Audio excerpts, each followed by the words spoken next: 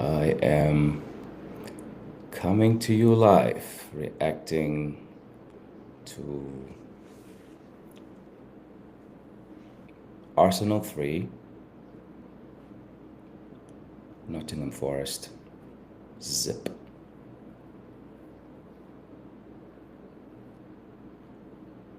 So,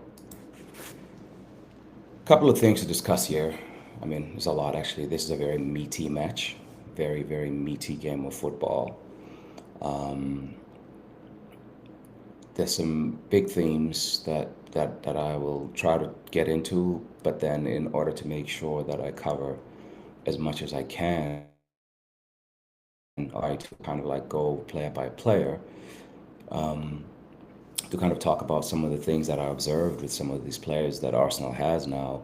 Because, man, like, first thing is, I guess, starting big and then going more granular. First thing is that Arsenal have real depth.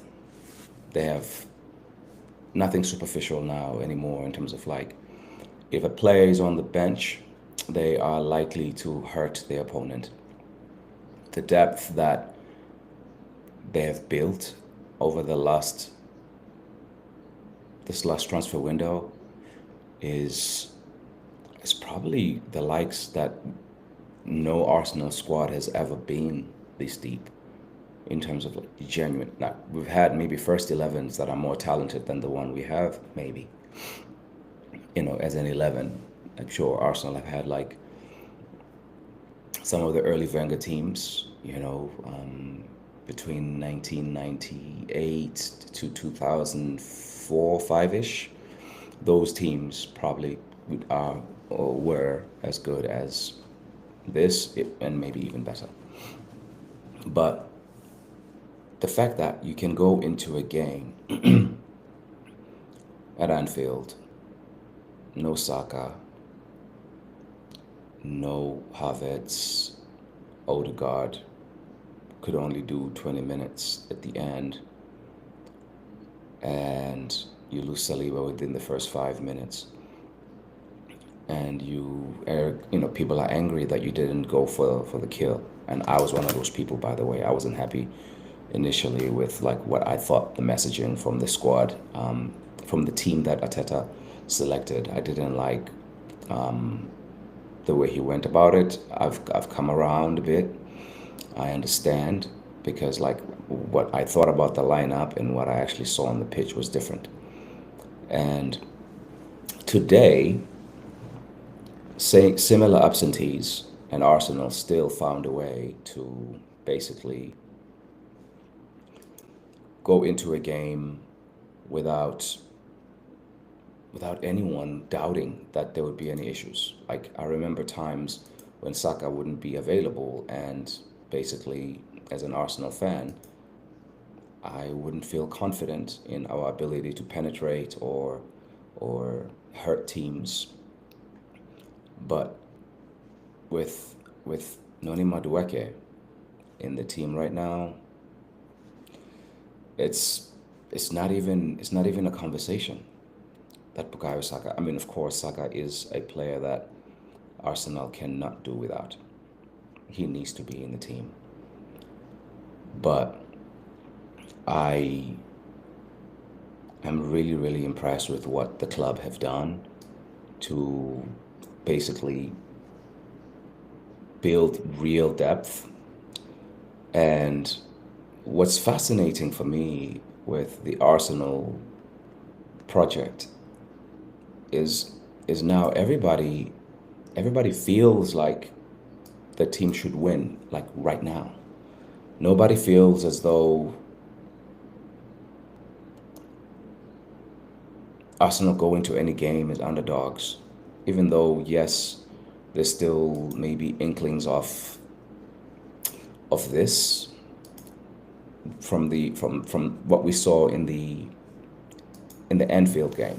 The game at Anfield was not a it was not a good game in terms of like the way people thought about the game leading up to the game, and the way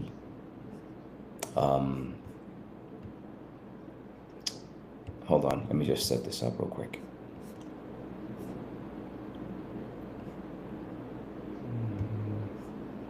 FootyNotes podcast. Yeah. And then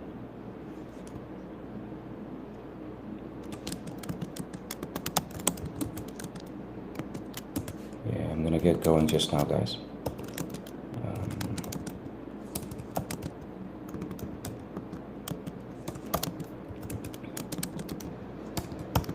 I'm setting up my stream on YouTube as well.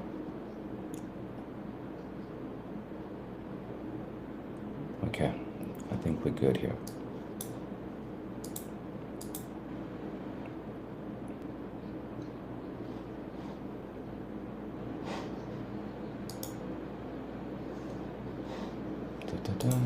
There we go. I think we're good. So yeah, like I think the Arsenal squad depth is just it's a joke. It's a joke to think that we can now sit Declan Rice down and be like, no, we don't need you to play today. You've done a lot of running for England. You did a lot of work, on international duty, and we're gonna play Mikel Merino, who had a lot of. He was a big talking point in the Liverpool game, and I understand some of the criticism that came with that game because I felt some of it too. But I do think people did go OTT though, like Mikel Merino had a really good game in midfield today. Probably one of his better midfield performances in an Arsenal jersey. And I like that Mikel Arteta is really putting trust in him. He's one of the senior figures in the team, and like he understands Zubimendi, and we undervalue these things. Like we don't think about relationships a lot when we think about what players need on the pitch. Football is, I mean, like most jobs, it's relationships that can create a platform for people to reach their best performance. And unfortunately for Odegaard, he gets hurt early, but like the other two in midfield that started with him today were two guys who played with him at Real Sociedad, and they have experience of having worked together and understanding. And Martin, I mean, not that Declan Rice and Martin can't play together. They've played together and played well in the first 3 games of the season. But it was nice that Mikel Merino could step in and he does different things to Rice in that number 8 role on the left-hand side. And there was no talk of a left-hand side issue today. And in fact, if anything, the talk was a complete team performance. Martin Odegaard gets hurt, and Ethan comes on, and he gave a performance that we didn't even blink about. People don't even realize like that Ethan Nwaneri, up until preseason, he was used as a winger, and now he comes into midfield, and it feels pretty seamless. And the team doesn't change much. In fact, some may argue that the team plays a bit faster and better with him because he's got real thrust in his game.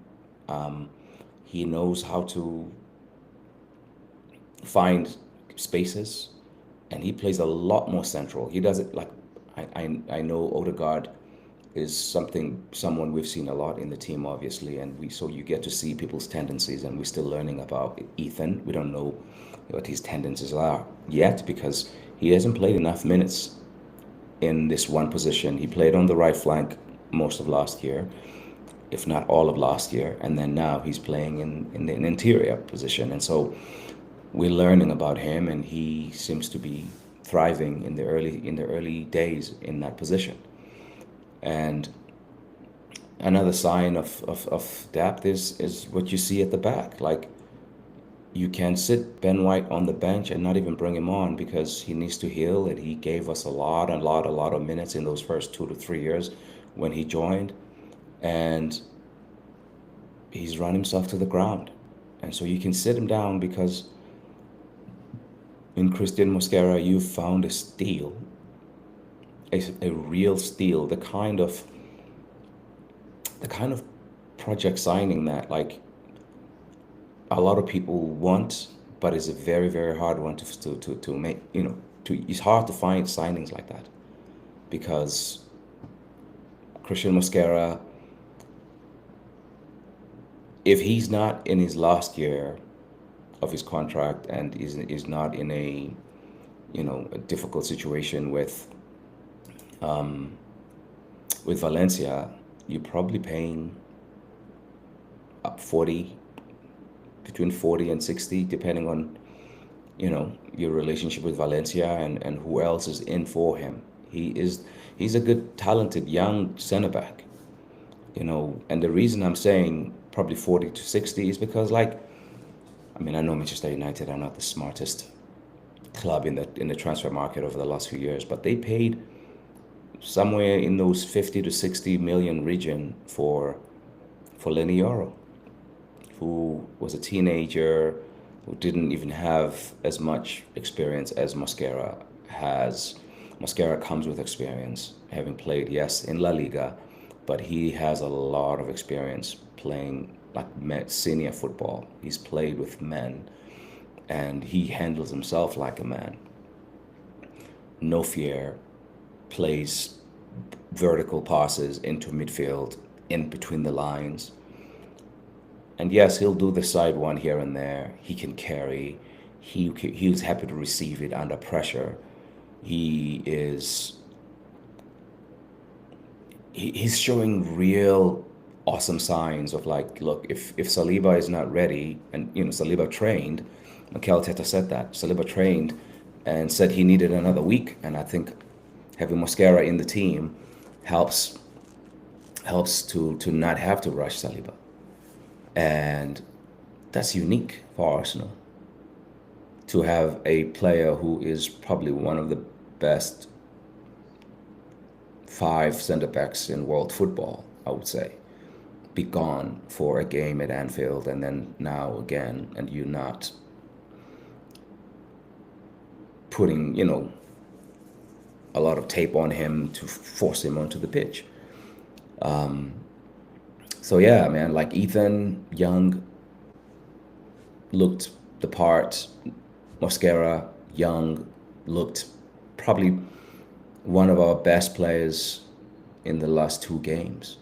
He's in the top 2, top 3 best performer in both games. And of course, he's playing next to a stalwart in Gabriel, who we're not gonna fall asleep on him. Like, he's just basically working himself slowly back to fitness. And Gabby he's the real leader. Like, I think, like, Saliba is a better all-around player, probably higher ceiling and all those things.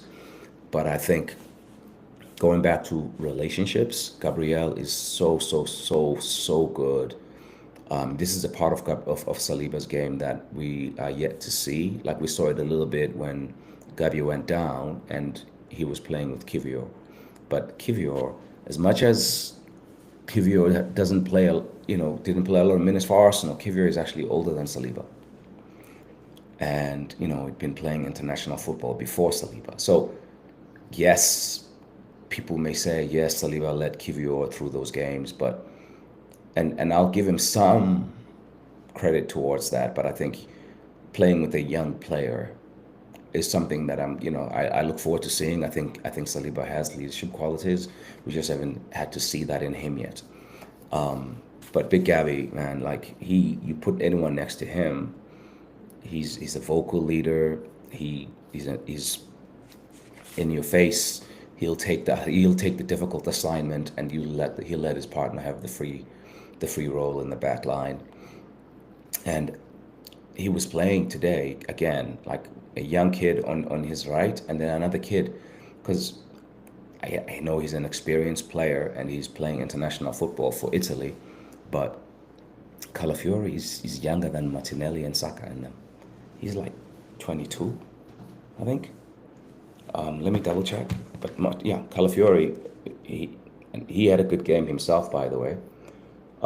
Good clipped pass for the second goal.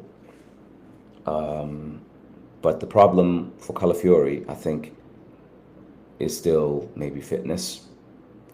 He started to wane. Yeah, he's 23 now. He started to wane a bit at around the 1 hour mark. And I think it's good that Miles did come on. He got a yellow card. He looked fine. He looked secure, and he'd still be my pick for a lot of the hard games coming up. But maybe Ngapier can get a game in Spain, playing against Spanish opposition. He can understand what they're saying. Or you don't rush Ngapier. You let him learn the playbook, and you play Miles.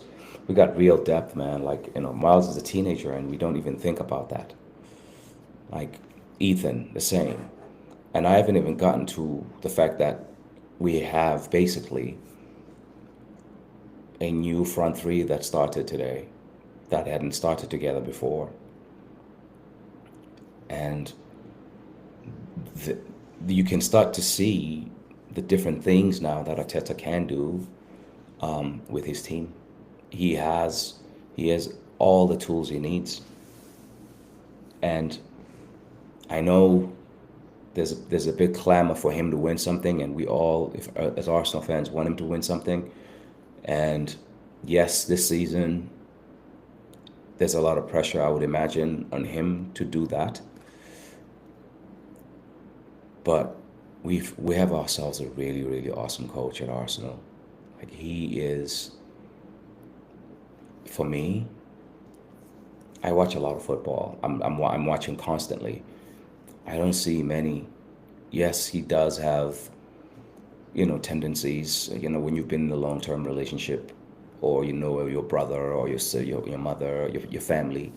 I think with the familiarity we have with him, is some of it is maybe leading to some of the irritation, and so maybe we overreact to things because there's a cumulative effect to some of the response that I see to him.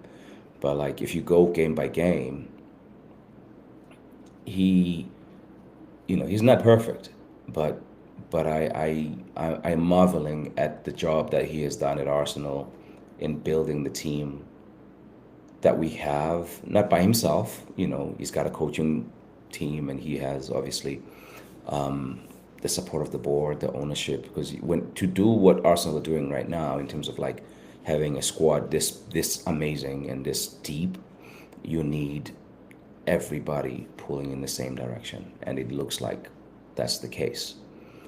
And yeah, like I just think today's game was a big lesson in understanding that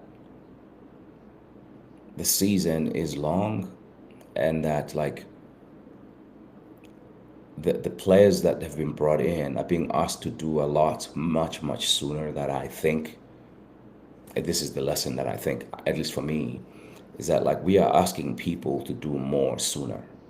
And so there's a blessing and a curse in that. The curse is, as they're learning, you can lose a game at Liverpool, right? As they're kind of learning about each other. But then, if you can learn in a win, like we did against Leeds and like we did today,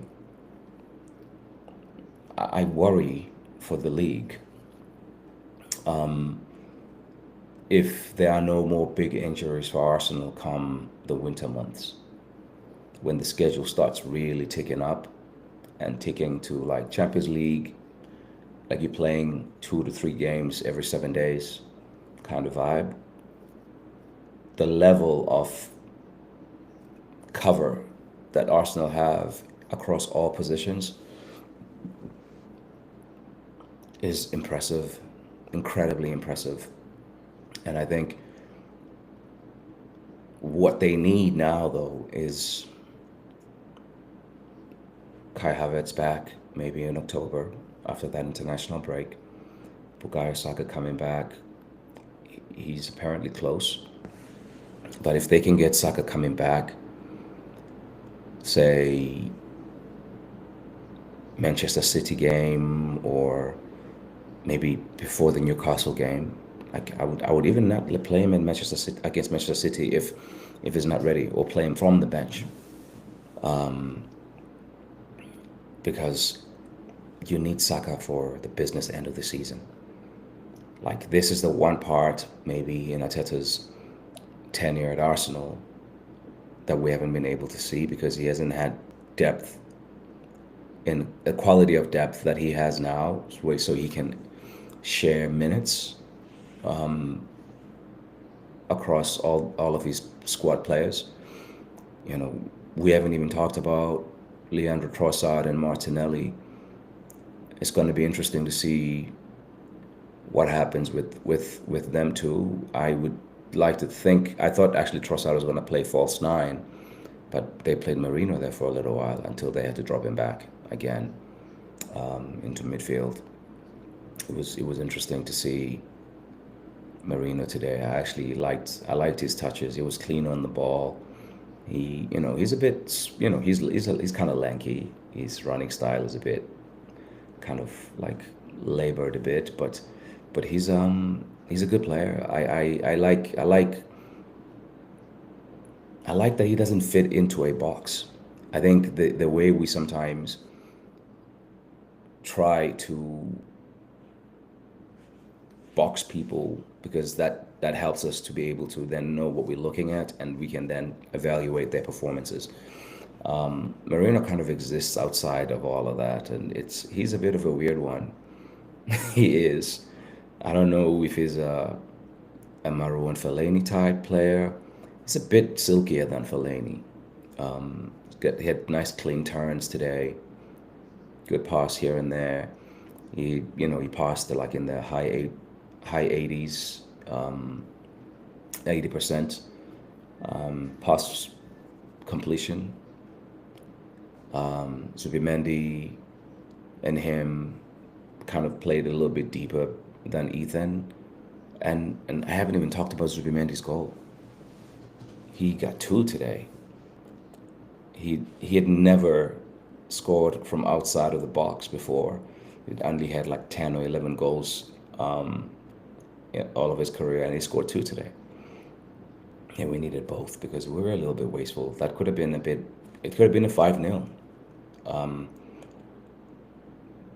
But I'll take it 3-0 and keep it moving, especially if, the players come out with health, and, all that matters is 3 points, clean sheet. You keep it moving. Yeah, like it was a really, really good game, and I think in Arteta we have the right coach. He's the right manager for this club at this point in time. He really is. Like, whether I think for me, I know a lot of people are having this debate, and I'll say something about Arteta, and then I'll close this just for today. But like, one thing that I do like about Arteta is he learns fast and he evolves and adapts. Like, his team can be ticky-tacky sometimes. Sometimes it can be a bit Pulis, and sometimes it can be a bit Allardyce with the set pieces. He he's not a snob, and I thought he would be, with the Pep and then the Wenger, links. But like, he sometimes, to his detriment, he takes every single part of the game serious. A throw in, and a corner kick, every single thing. Every single thing. Set pieces, he's not a snob to think, we don't do, no, we're gonna be good at set pieces. He wants his team to be good at everything. And I'm really, really, like, for a guy in his first job to do what he's doing, it's crazy.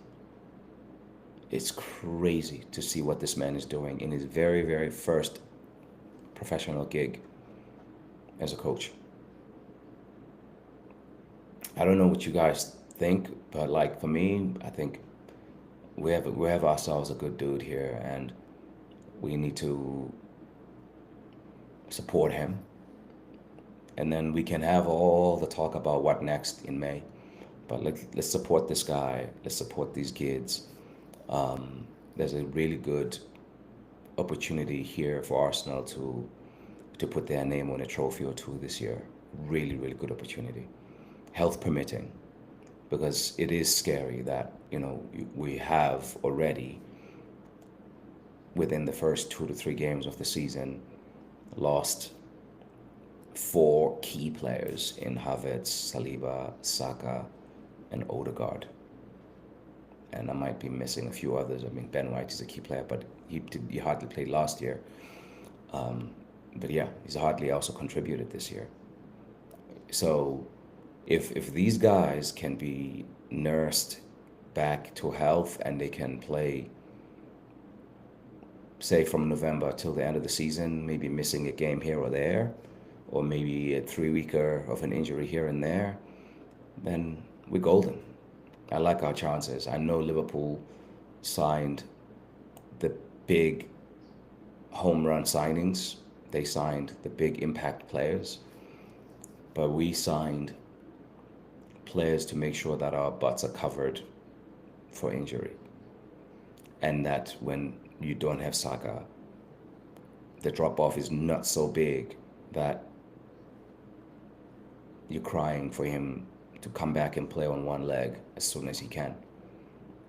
So I'm very optimistic. I like what I see, even the Liverpool game, with some calmness. Looking at that game again, I don't think Arsenal were as bad as many people thought, and I think many people do maybe want to see some swashbuckling football from Arsenal away in these big stadiums. But Pep Guardiola has only won one game at Anfield, and he's been so dominant in the English Premier League over the last decade. One win. So I think sometimes people need to have perspective over these things. It's not the end of the world. And I think Arsenal, if we take care of the games like today in Leeds and win more of those handsomely, we'll be fine come April, May.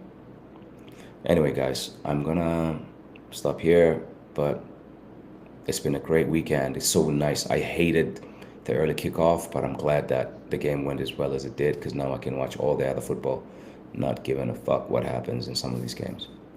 Alrighty, cheers.